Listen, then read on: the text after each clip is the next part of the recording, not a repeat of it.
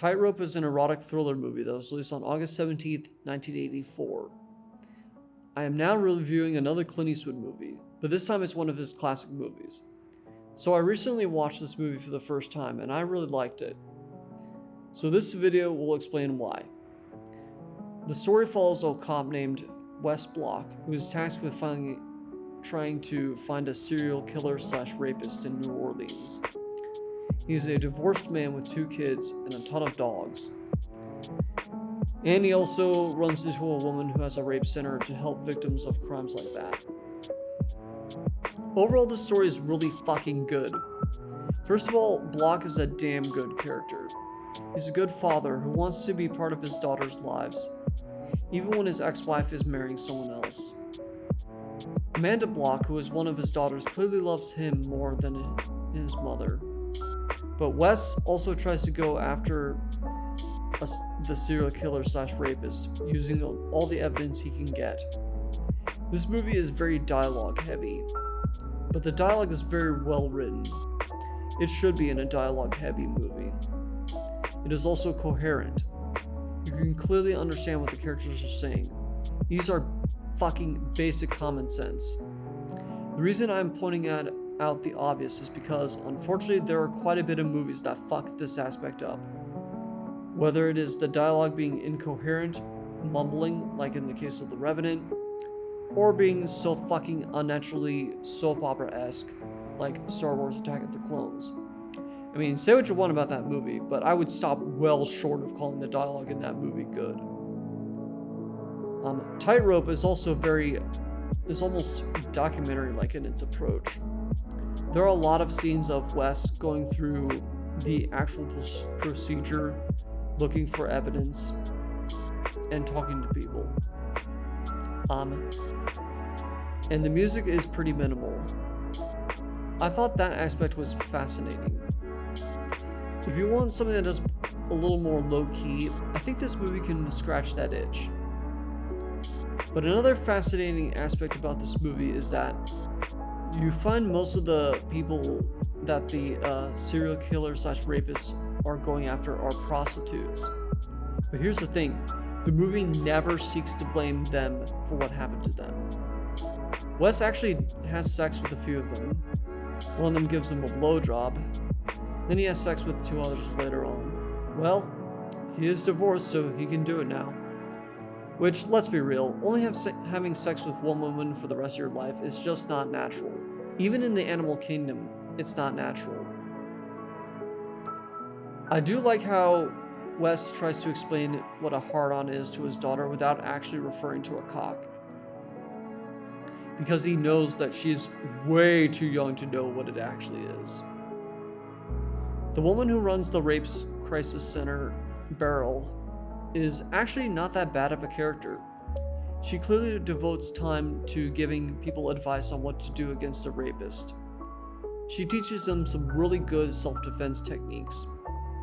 She also explains in detail what the rapist is thinking and how to take away their power. But she never ever blames the victim for it.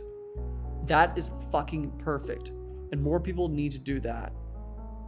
It is also implied that she helps men who are being raped. That is something that needs to be done more often too. I wish there were people like her in this world. Because as she would say, we all need help. She seems to develop more of a friendship than an actual romantic relationship with Wes. His daughter does tease him about the fact that he's in love, but the movie seems to indicate otherwise. They do not kiss once in the movie. One aspect that I don't care for is the whole section of the dreams that Wes has. These are really goddamn confusing. If you saw the movie for the first time, I think you would come to the conclusion that Wes was the one who was the serial killer / rapist. But there's a ton of evidence afterward that seems to indicate otherwise.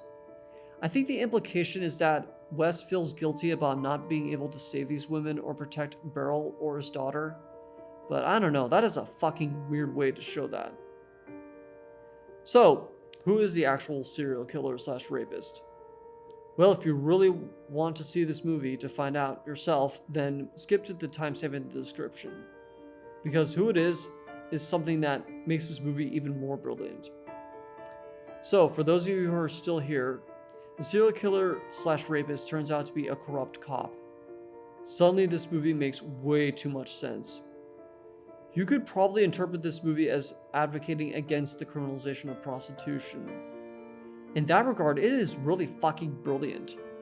Because let's be real, I think some authority figures really want to kill them because of the utmost disdain they show for them. Would you be surprised if that was the case? I will admit, the climax is a little bit more mundane than usual.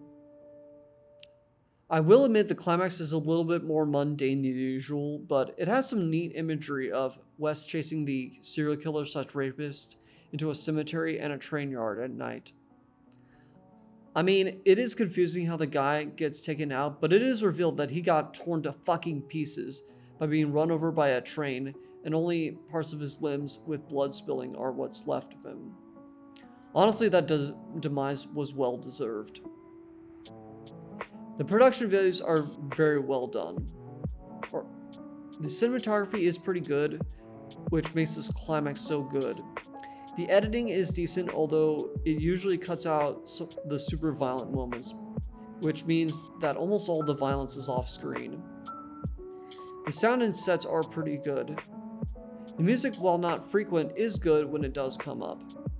It has kind of a jazzy sound to it, with the abundance of saxophone and Hammond organ.